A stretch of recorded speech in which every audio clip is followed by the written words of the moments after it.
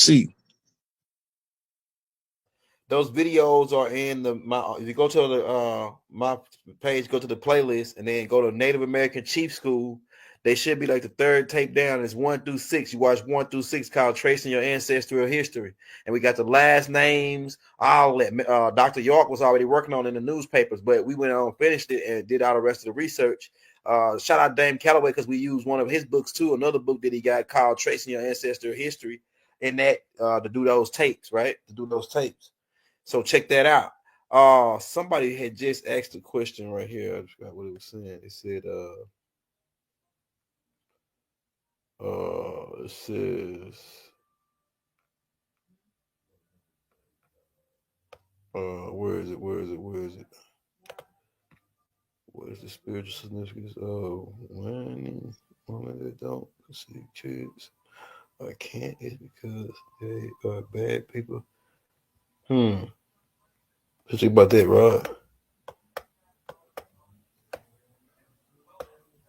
There's a lot of women. I think she meant white women. Yeah.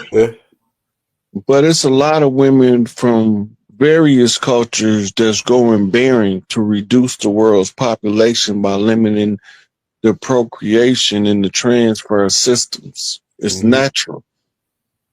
The only ones that'll be fertile in a couple of years is going to be the ones that have what they call ancient DNA. Right? Because it's systematically culling of the humans by aging out the ones with the expired genetic codes and bringing in new ones that requires the original 12 daughters of Isis DNA in order to continue beyond this point. So if they was an old expired version of the genetic typing of the new genome that the women are in the process of coding, then they won't be able to reproduce. You need what they call the God gene. A lot of people that's thinking they white, really not really white, because that was a game, the black and white game, that they ran on us. Right, because they wanted us to know we was playing chess. The chessboard is black and white. That's the Queen's land. Go ahead. The checkerboard is black and red. That's the domain of the Flying Kings. The Flying Kings is the navigators of the sky, Enlil's children. Go ahead. Right.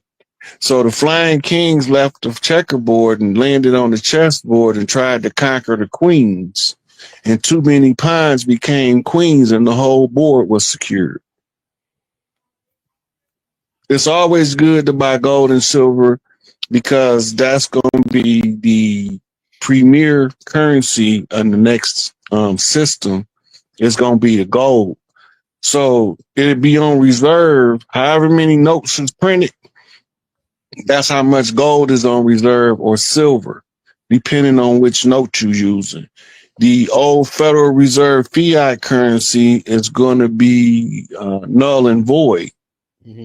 So they're going to try to buy back as much of that old currency as possible when they roll out the new currency. And it's going to give, like, people that got the money buried in the backyard, ain't going to be no taxes on that. So they'll be able to trade it in for dollar value for the new system. And then they might give you a rate adjustment to make sure that you are not in the deficit.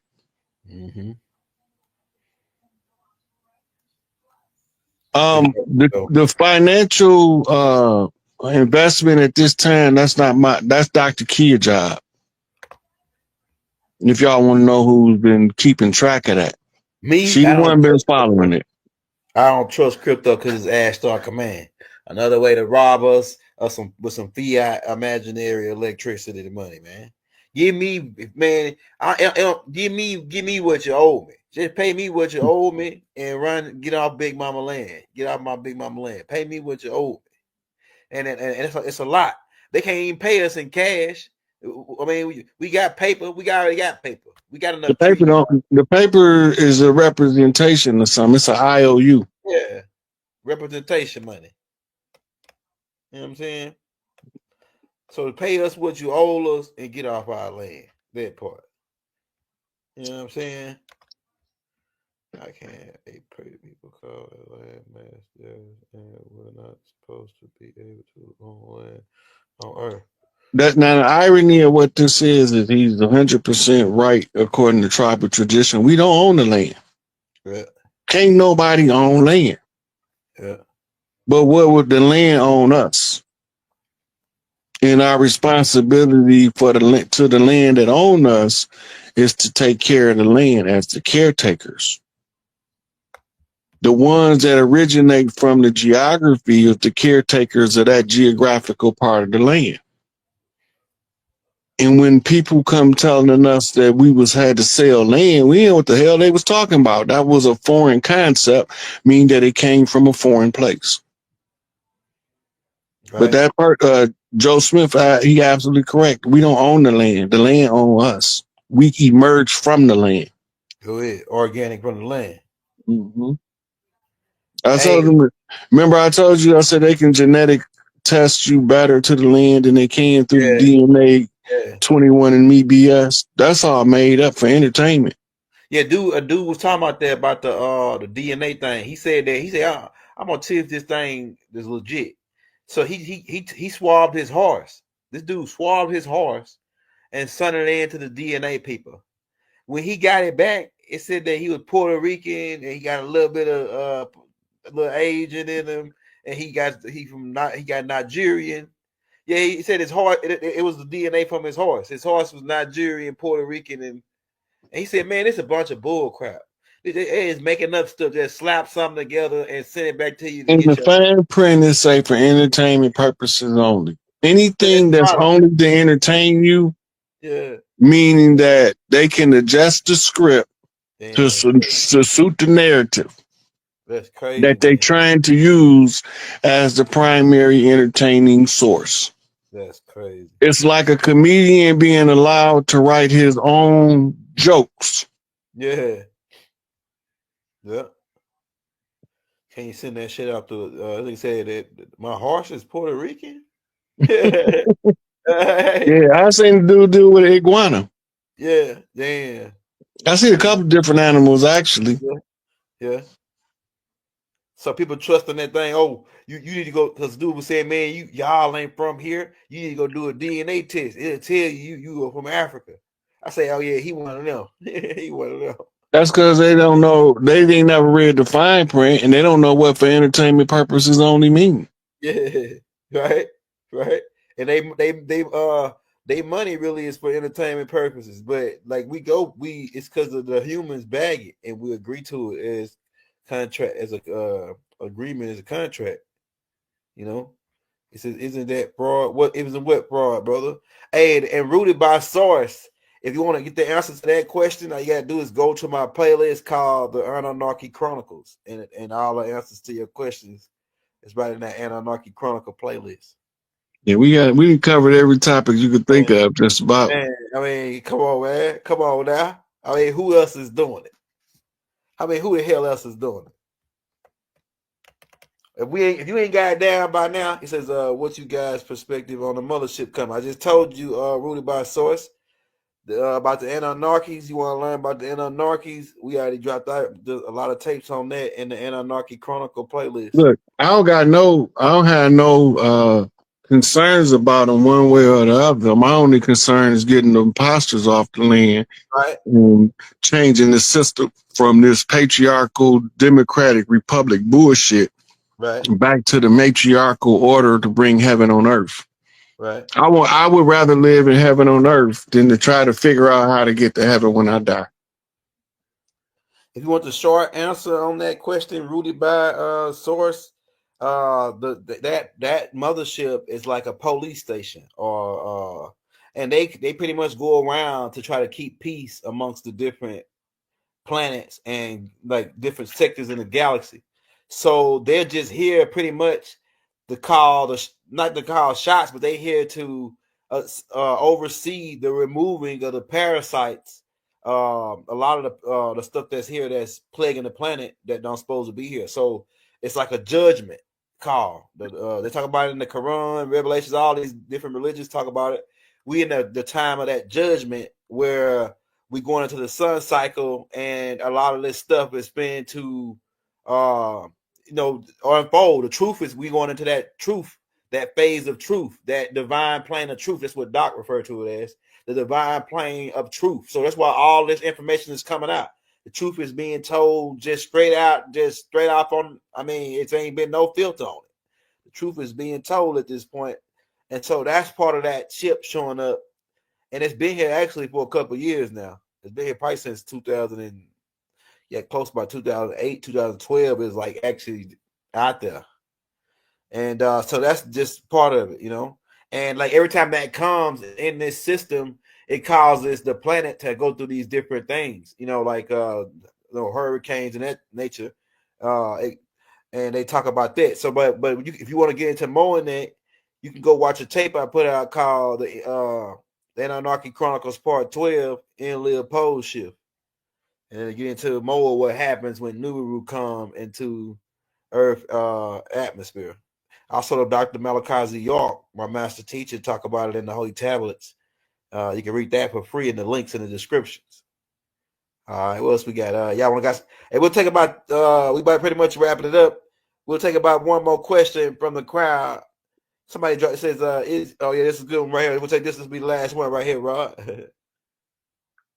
Eventually, he got a grievance to vex about this system that's failed. Mm-hmm. And he got to also tell you why that it was made to look like he got murdered. Mm-hmm. Right. So that's his story to tell. He had to tell his own story. Mm-hmm. Just like every one of the chiefs got a story to tell. They're responsible to inform the public of anything that they had to do during the war to get us free, and they got to tell them what they was doing and why they was doing it. You remember Tupac say, in the end, everybody gonna know? This is what he's talking about. Mm-hmm. He said, when it's all said and done, everybody gonna know what everything was about. But right now, it's all it's too soon to see. People can't see. Now you about to see, so then he got to tell his story. And any other ones who was made to appear to be dead got to tell their story. They got a story to tell so that you understand how the war was won against the dark side.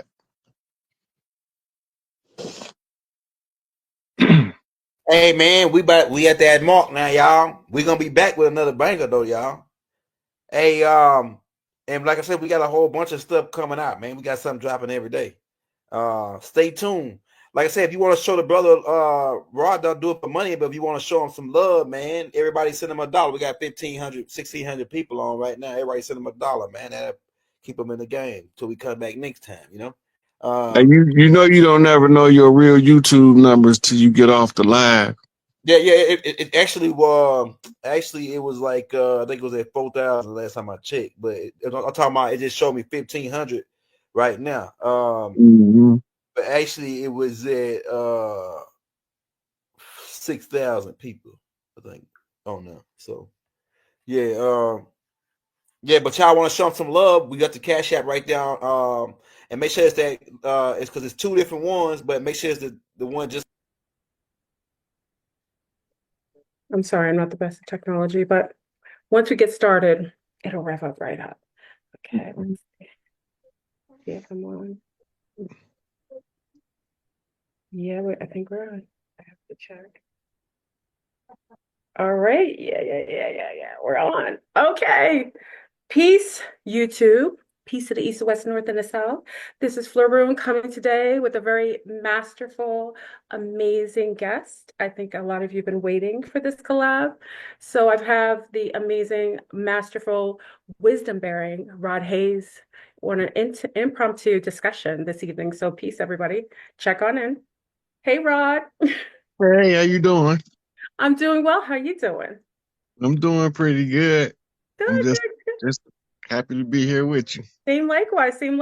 So, we kind of were in a vibration of, especially with this galactic parlay that's happening in the sky within the last month and a half. We've been having a lot of amazing contact, governmental inception as well. We want to add that in because they got to add their little 2 cents to everything that has to do with us. But I thought it'd be great, and I know that many people, big up to everyone on YouTube land, have been waiting for us to have any kind of discussion on several different topics. But I thought because before I actually spoke to you, the monkeys were coming, the ape beings were coming. The Hunan, that masterful energy of gorilla was coming in. So I thought, what better topic than to discuss something that is interrelated with you energetically, that came in. And I have a little fascination with apes anyway.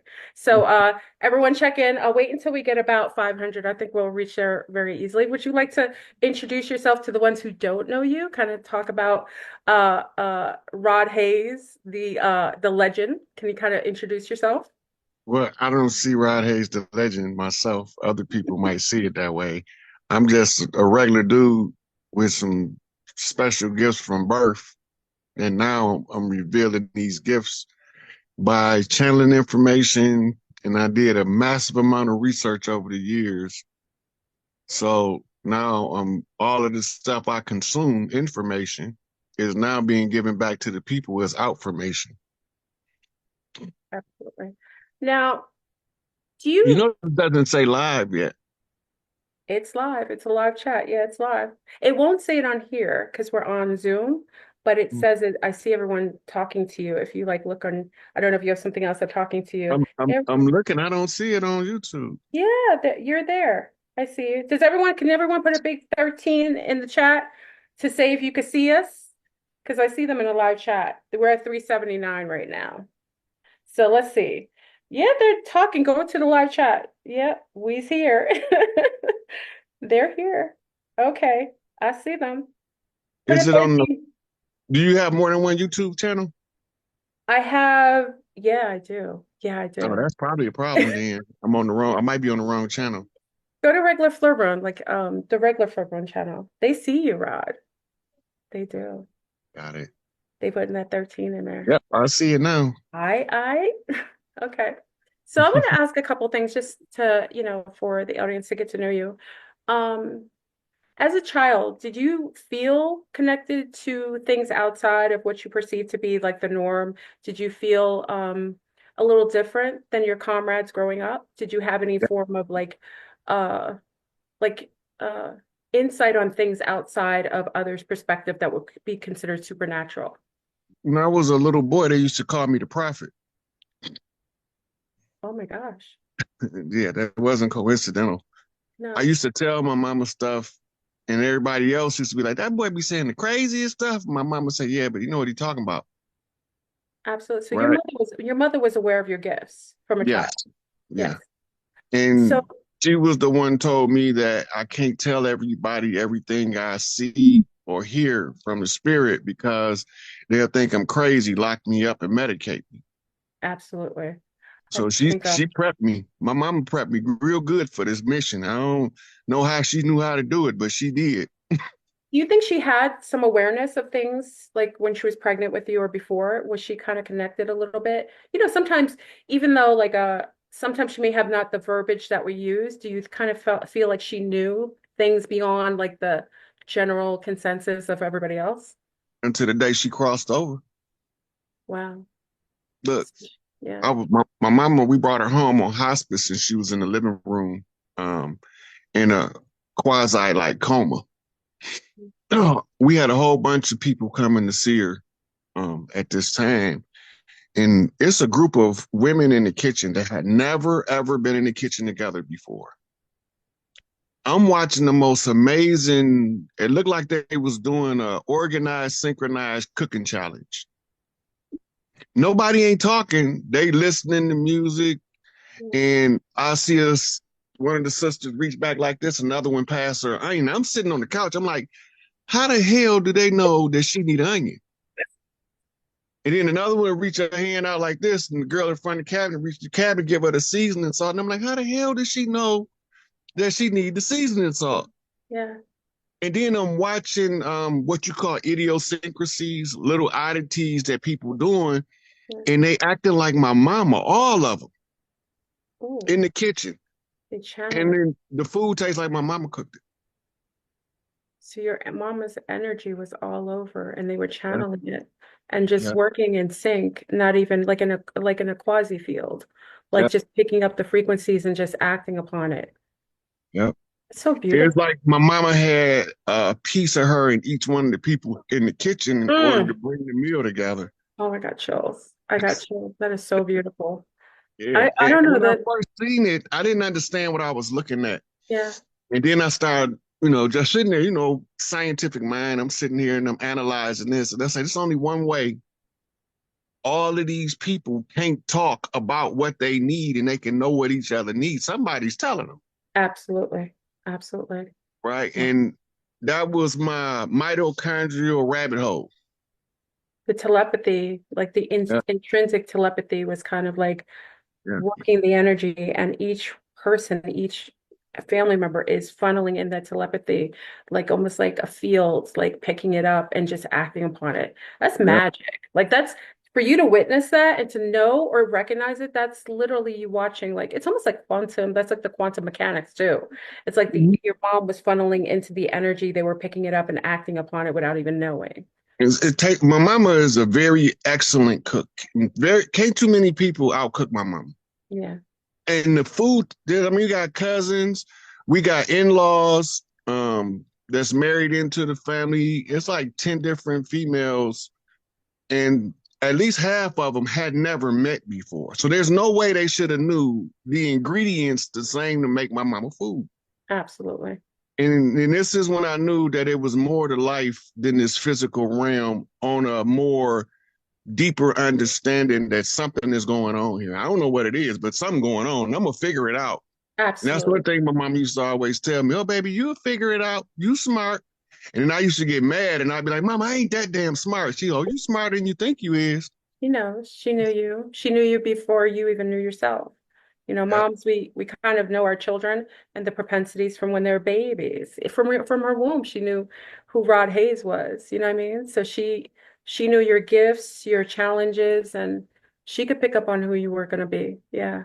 When I was born, and I recited this since I've been an adult back to my Aunt Alice, and she asked me, how did I know this? Yeah. When I was born, my mama called my Aunt Alice in the room and she said, get the baby out of here, because if you don't, they're going to kill him. I was born in Cook County Hospital in the west side of Chicago. And then Alice took me home with her. My mama, they poisoned my mama with bad blood. My mama O negative. They gave her something like AB positive hepatitis Hmm. infected blood or something crazy like that. So ended up staying in the hospital almost 9 months after I was born. And my Alice had me. My Alice called me Black Moses since I Oh, was little. She always called me Black yeah. Moses, Yeah. right? And different aunties had different names for me. Right. My Aunt Maggie used to call me the steer, right? What did you say? The steer? The steer? The SEER, the The C.